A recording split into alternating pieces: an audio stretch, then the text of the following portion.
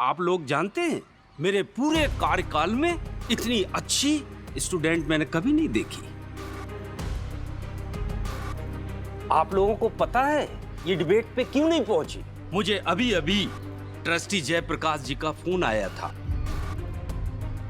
नानू का फोन? वो गार्डन के पास लो बीपी की वजह से अचानक बेहोश हो गए थे। क्या सब क्या हुआ है नानू को? वो बिल्कुल ठीक है, वो भी नैना की वजह से। अगर नैना उस वक्त उनके पास नहीं होती तो न जाने क्या हो जाता। नैना ने सब कुछ छोड़कर उनको फौरन हॉस्पिटल ले गई और जयप्रकाश जी को सही वक्त पर सही ट्रीटमेंट मिल सका। नैना ने स्वार्थ की जगह सेवा करने की सोची। नैना इस स्कूल की बेस्ट स्टूडेंट ही नहीं, बेस्ट इंसान भी है। नैना, मुझे तुमसे कोई बात नहीं करनी। नाना जी। नैना प्लीज दूर रहो मुझसे। समीर बात तो सुनो। क्या हुआ अगर नैना ने डिबेट में पुरस्कार नहीं जीता, लेकिन हम लोगों का दिल तो जीता है। बहुत खूब नैना, मुझे तुम पर गर्व है।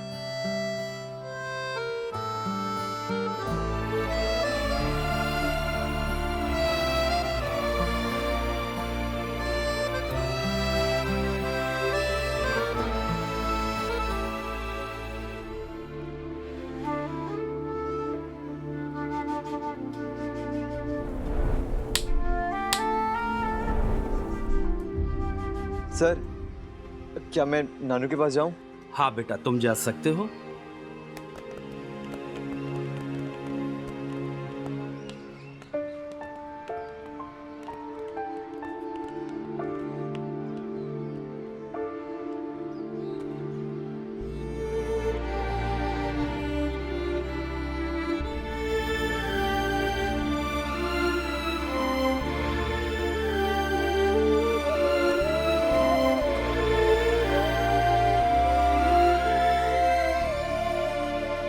नानू, चुपचाप से दवाई खाई है।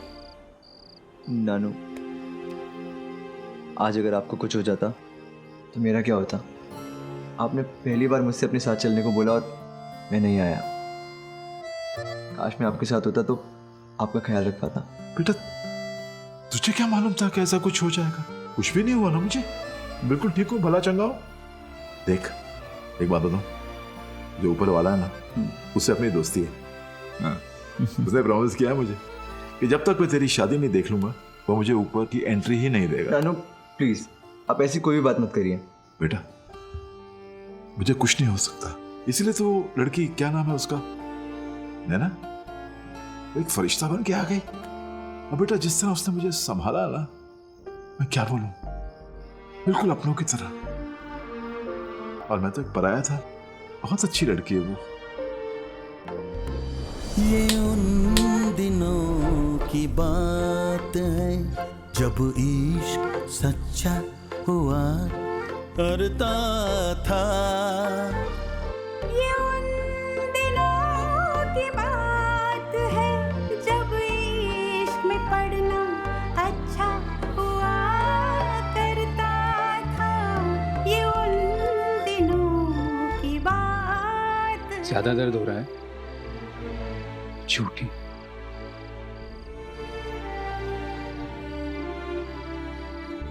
जल रहा है ना? कोई नहीं, बस ये दवाई लगाइयो, दर्द भी चला जाएगा और ये निशान भी नहीं रहेगा। वैसे नैना, तूने जो भी किया ना, अच्छा किया। मेरा मतलब, कोई भी इतना निस्वार्थ होकर किसी अजनबी की मदद कैसे कर सकता है? अजनबी कहाँ, वो तो समीर के नाना जी थे। समीर के नाना? मतलब कि हमारे स्कूल के ट्रस्टी भी तो हैं। और वैसे भी भैया, मैं डिबेट में चली भी जाती तो मुझे क्या मिलता? एक इनाम। मुझे जो खुशी उनकी मदद करके मिली है ना भैया, वो सैकड़ों इनामों से ज्यादा है। तू कब बड़ी हो गई पता ही नहीं चला। तू इतनी अच्छी क्यों है नैना?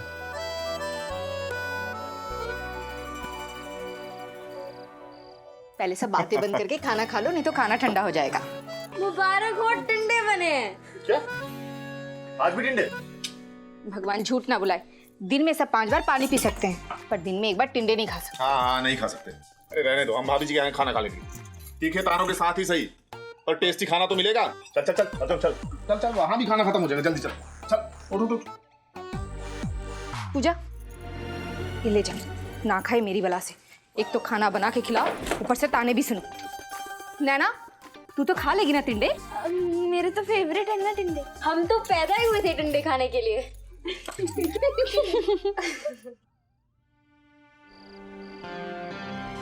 मैं तो बस यही सोच रहा हूँ कि जल्द से जल्द मुझे उस बोरिंग बहन जी और उस शर्ट से छुटकारा मिल जाए। मैंने खुद उससे बोल दिया सुबह सुबह मिलने आऊंगा। क्यों? शायद इसी से मैं नैना का दिल जीतूंगा।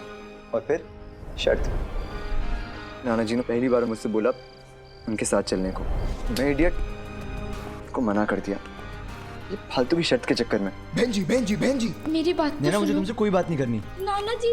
नैना प्लीज दूर रहो मुझसे। समीर, बात तो सुनो। नैना ने सब कुछ छोड़कर उनको फौरन हॉस्पिटल ले गई और जयप्रकाश जी को सही वक्त पर सही ट्रीटमेंट मिल सका। बेटा जिस तरह उसने मुझे संभाला ना, बिल्कुल अपनों की तरह, बहुत अच्छी लड़की है वो।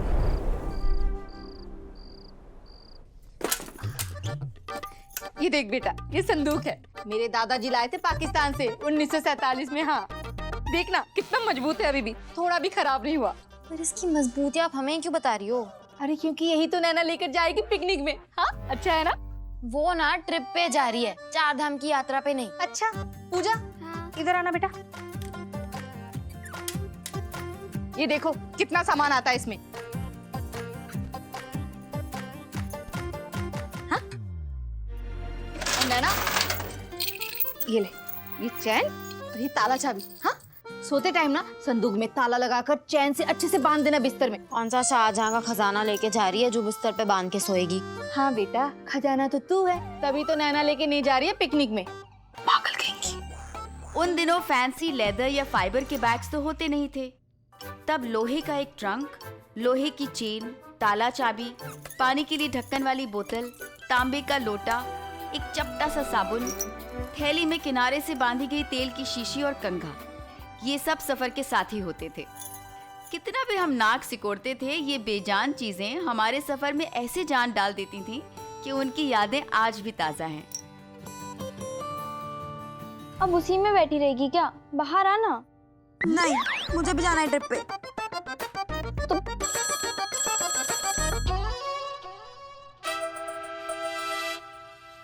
ये हमारा फोन है, 2 बार बज के कट हो जाता है। अब तू बाहर भी आना, इसी में जाएगी क्या माउंट आबू? हाँ। रुक रुक रुक, मैं देख कर आती हूँ।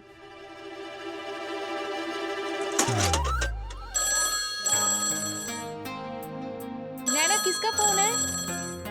स्वाति का। समीर, थैंक्स। तुमने नाना जी के लिए जो कुछ भी किया उसके लिए, और आई एम सॉरी मैंने बेवजह तुम पे गुस्सा किया कि तुम मंदिर पे नहीं आई, तो सॉरी एंड थैंक यू। ओफो, हम दोनों शुरू से मना कर रहे हैं सॉरी और थैंक यू बोलने के लिए, पर दिन में एक ना एक बार तो बोल ही देते हैं। और ये थैंक यू क्यों? अगर वो तुम्हारे नाना जी हैं तो मेरे भी तो नाना जी हैं ना। मतलब कि बड़े हैं ना।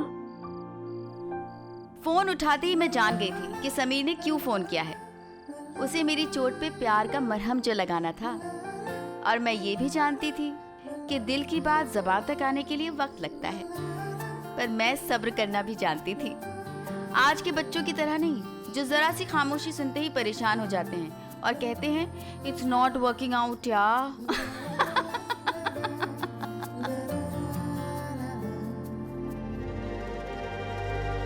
हेलो नैना।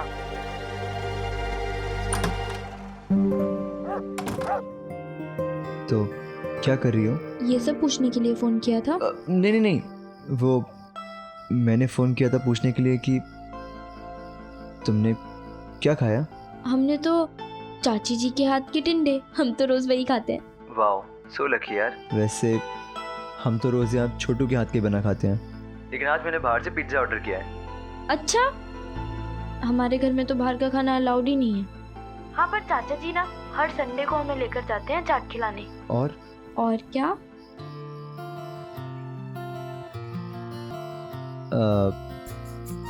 ठीक है, तो फिर हम कल स्कूल में मिलते हैं। Okay, good night, bye. अब सुनो, फोन मत काटना। सच्ची स्कूल में ना सही पर घर पर मुझे मार की आदत है। घर पर तो मार पड़ती रहती है। पर क्यों? चित्रहार पर डांस करते हुए पकड़ी गई तो थप्पड़, किसी से गाने का मतलब पूछ लिया तो थप्पड़, कभी कोई रास्ते में ना वो गधा आके च्युइंगम चिपका कर चला जाए तो भी थप्पड़। प्रीति को तो बेलन भी पड़े हैं। वैसे ना ऐसा भी हुआ है कि तुम्हारे बालों में किसी ने च्युइंगम चिपकाई है? हाँ, थोड़े टाइम पहले ना मैं पानी पूरी खा रही थी, पता नहीं कौन गधा आके कहां से बालों पर च्युइंगम चिपका कर चला गया। मुझे अपने बाल कटवाने पड़े थे। फिर चाची जी ने जो थप्पड़ों की बारिश की थी ना, मेरे दोनों गाल लाल हो गए थे। वैसे तुम्हें कभी मार नहीं पड़ी अपनी मम्मी से? काश मेरी माँ ने मुझसे मारने का ही रिश्ता रखा होता। मेरे घर में प्यार तो छोड़ो, दूर दूर तक डांट की आवाज़ भी सुनाई नहीं देती। जब कभी मैं अकेला फील करता हूँ तो मैं वॉकमैन लगा लेता हूँ और गाने सुनते सुनते सो जाता हूँ। थैंक गॉड मेरे पास नाना जी हैं, और तुमने जो नाना जी के लिए किया उसके लिए थैंक यू। नैना, हेलो नैना, कहाँ गई?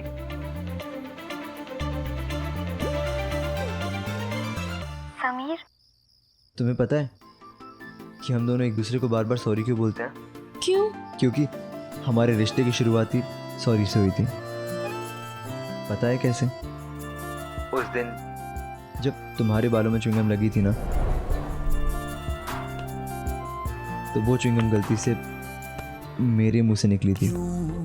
चुपके से तुझे मुड़कर अक्सर देख लूं, क्यों तेरे करीब में ही अब तो मैं रहूं।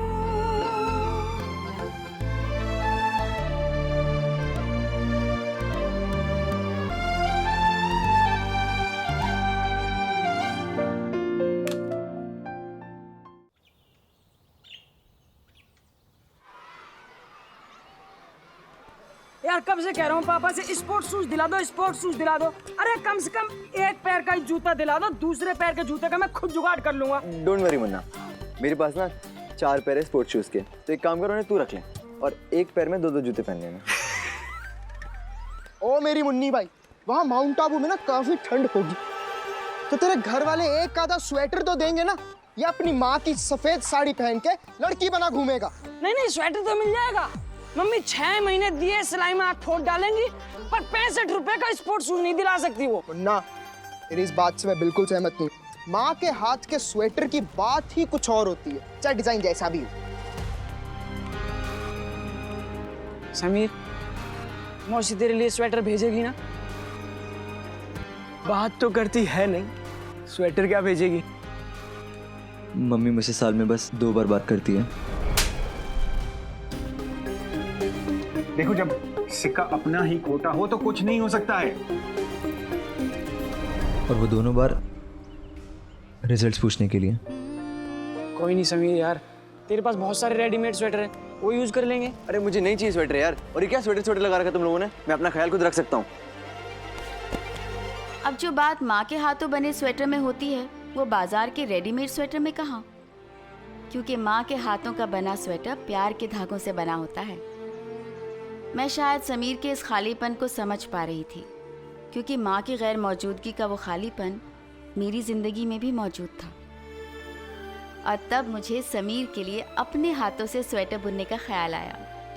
एक ऐसा स्वेटर जिसके धागे समीर के दिल को भी गर्माहट पहुँचाए।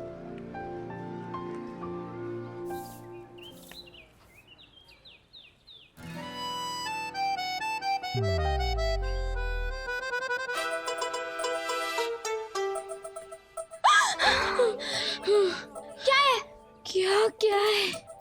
वही तो मैं भी देख रही थी कि क्या है। कुछ भी तो नहीं है वहाँ पर। मारूंगी नैना। मार कर बोल रही हो मारूंगी? काम बता। क्या काम है? हाँ, मुझे ना आपको पूछना था कि आपको स्वेटर बुनना आता है? नहीं नैना, मुझे तो बस सपने बुनना आता है, तेरे जीजा जी के, हमारी शादी के, हमारी रिसेप्शन के, हमारे हनीमून के। बस बस बस बस, अरे रुकना, अभी तो बच्चे बाकी है। अरे हमेशा बस शादी शादी। अब आप छोड़ो, मैं चाची जी से ही पूछ लूँ। अरे मम्मी से क्या पूछेगी? मम्मी तो खुद मैगजीन देख देख के बना रही हैं, और जब तक वो सीखेंगी ना तब तक तो 2-3 सर्दियाँ ऐसे ही निकल जाएंगी। अब जा, मुझे सपने बुनने दे। बुनो, मुझे स्वेटर बुनना है और इन्हें सपने। वैसे मैं मैगजीन में से देखकर स्वेटर सीख तो सकती हूँ। Magazine magazine